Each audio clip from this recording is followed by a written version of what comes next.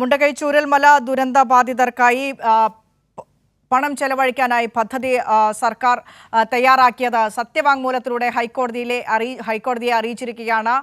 ദുരന്ത ബാധിതരുടെ വായ്പ എഴുതി തള്ളുന്ന കാര്യത്തിൽ അന്തിമ തീരുമാനം എടുത്തിട്ടില്ല എന്ന് കേന്ദ്ര സർക്കാർ പറയുന്നു. KM ഉമേഷ് കൊച്ചിയിൽ നിന്ന് ചേരുന്നുണ്ട്. ഉമേഷ്, സർക്കാർ സത്യവാങ്മൂലത്തിൽ വ്യക്തമാക്കുന്ന കാര്യങ്ങൾ, ഒപ്പം കേന്ദ്ര സർക്കാർ എന്തൊക്കെയാണ് കോടതിയിൽ വിശദീകരിക്കുന്നത്?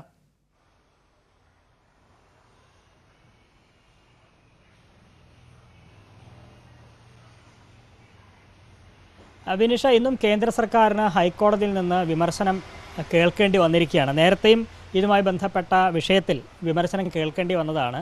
ഈ ചൂരൽമല മുണ്ടക്കൈ ദുരന്തവുമായി ബന്ധപ്പെട്ട് ഹൈക്കോടതി സ്വമേധയെടുത്ത കേസുമായി ബന്ധപ്പെട്ട് ഏറെ നാളായി ഹൈക്കോടതി ചോദിക്കുന്നൊരു കാര്യമുണ്ട്.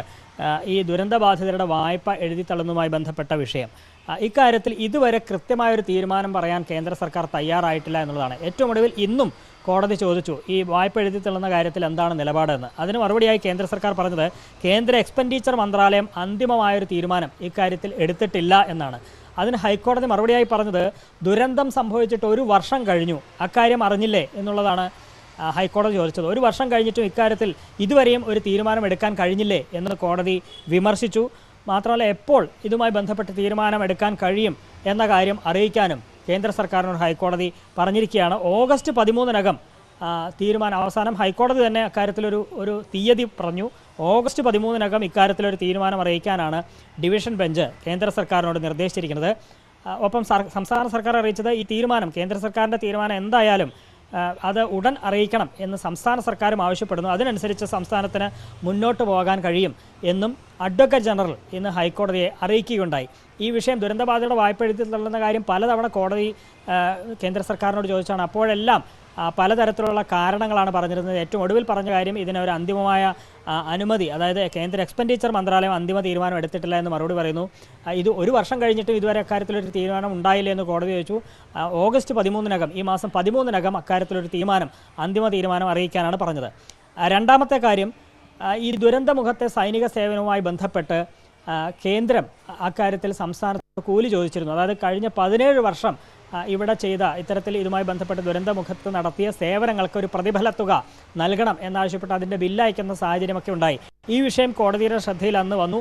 അന്ന് കോടതി പറഞ്ഞത് ഇപ്പോഴെന്തിനാണ് അങ്ങനെ തുക ചോദിക്കുന്നത്, തൽക്കാലം സംസ്ഥാന സർക്കാർ തുക നൽകേണ്ടതില്ല, പകരം ഇവിടെ ദുരന്തബാധിതർക്കായി, മുണ്ടക്കൈ ചൂരൽമല ദുരന്തബാധിതർക്കായി ആ തുക വിനിയോഗിക്കാം എന്നാണ് ഹൈക്കോടതി പറഞ്ഞത്. അതിനനുസരിച്ച് എന്തൊക്കെ കാര്യങ്ങൾ ചെയ്തു എന്ന് ഹൈക്കോടതി സംസ്ഥാന സർക്കാരിനോട് ചോദിച്ചിരുന്നു. സംസ്ഥാന സർക്കാർ ചെയ്ത കാര്യങ്ങളാണ് അക്കമിട്ട് സത്യവാങ്മൂലത്തിലൂടെ ഇപ്പോൾ ഹൈക്കോടതി അറിയിച്ചിരിക്കുന്നത്. സർക്കാർ പറയുന്നത് ഭരണാനുമതി ലഭിച്ച 104 കോടി രൂപ 18 പദ്ധതികൾക്കായി വിനിയോഗിക്കും എന്നാണ് സംസ്ഥാന സർക്കാർ ഈ സത്യവാങ്മൂലത്തിൽ പറയുന്നത്.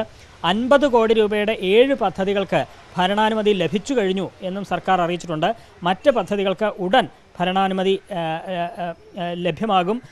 3 സ്കൂളുകളുടെ കെട്ടിട നിർമ്മാണത്തിനായി 23 കോടി രൂപ ചെലവഴിക്കും.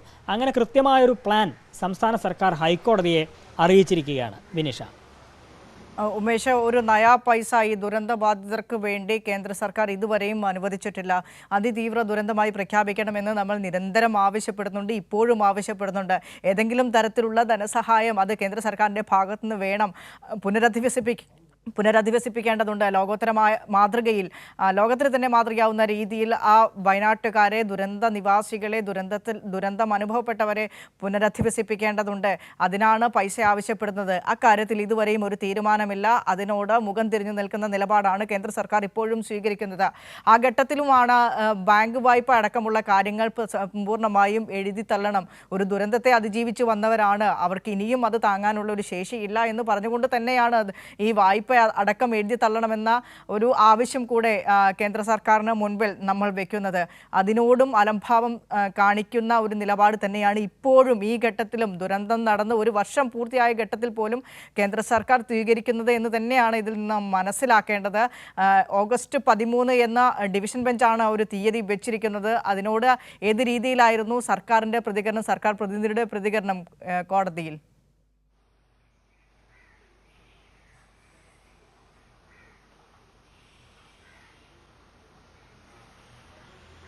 വിനിഷ, ഇത് അലംഭാവം തുടരുന്നു. വിനിഷ സൂചിപ്പിച്ച പോലെ അലംഭാവം തുടരുന്നു എന്ന് മാത്രമല്ല, 1 വർഷമായിട്ടും അക്കാര്യത്തിൽ ആ അലംഭാവം അതുപോലെ തുടരുന്നു എന്നുള്ളതാണ്. 1 വർഷമായിട്ട് ഇക്കാര്യത്തിലൊരു തീരുമാനം പറയാൻ കേന്ദ്ര സർക്കാർ തയ്യാറായിട്ടില്ല എന്നുള്ളതാണ്. ഇത് ഈ പ്രത്യേക പാക്കേജാണ് സംസ്ഥാന സർക്കാർ കേന്ദ്രത്തിനോട് ആവശ്യപ്പെട്ടത്. 2200 കോടിയുടെ പ്രത്യേക പാക്കേജ് അന്ന് ആവശ്യപ്പെട്ടു. അത് ഈ നിമിഷം വരെയും അത് അനുവദിക്കാൻ തയ്യാറായിട്ടുള്ള പ്രധാനമന്ത്രി അടക്കം സന്ദർശിച്ചു പോയപ്പോഴും പറഞ്ഞതാണ്, പണമില്ലാത്തത് കൊണ്ട് ഒരു തരത്തിലുള്ള ബുദ്ധിമുട്ടും ഉണ്ടാകില്ല എന്ന് പ്രധാനമന്ത്രി നേരിട്ട് ആ സ്ഥലം സന്ദർശിച്ച് വാക്ക് നൽകിയതാണ്. പക്ഷേ ആ വാക്ക് ഇതുവരെ പാലിക്കപ്പെട്ടിട്ടില്ല. അതിതീവ്ര ദുരന്തമായി പ്രഖ്യാപിക്കണം എന്ന് പറഞ്ഞ ആ ഒരു ആവശ്യം മാത്രം നടന്നു എന്നുള്ളത് ഒഴിച്ചാൽ മറ്റ് സാമ്പത്തിക കാര്യങ്ങൾ ഇതുവരെ ഒരു പണം പോലും, ഒറ്റ തുക പോലും സംസ്ഥാനത്തിന് നൽകാൻ, ഈ ദുരന്തമുഖത്ത് ചെലവഴിക്കാൻ കേന്ദ്ര സർക്കാർ തയ്യാറായിട്ടില്ല എന്നുള്ളതാണ്. ഏറ്റവും ഒടുവിൽ ഈ ദുരന്തബാധിതരുടെ വായ്പ എഴുതി തള്ളുന്ന കാര്യത്തിലെങ്കിലും ഒരു തീരുമാനം എടുത്തുകൂടെ എന്നുള്ളതാണ് ഹൈക്കോടതി അടക്കം പലതവണ കേന്ദ്ര സർക്കാരിനോട് ചോദിച്ചത്. പക്ഷേ അതിനിപ്പോഴും ഈ 1 വർഷം കഴിഞ്ഞിട്ടും അതിനൊരു കൃത്യമായ തീരുമാനം കേന്ദ്ര സർക്കാർ പറയാൻ തയ്യാറാവുന്നില്ല എന്നുള്ളത് തന്നെയാണ് ഏറ്റവും പ്രധാനപ്പെട്ട കാര്യം. വിനുഷ ചോദിച്ചതുപോലെ ഇനി ഓഗസ്റ്റ് 13-ന് ഇക്കാര്യത്തിൽ തീരുമാനം അറിയിക്കാൻ വേണ്ടി പറഞ്ഞിട്ടുണ്ട്.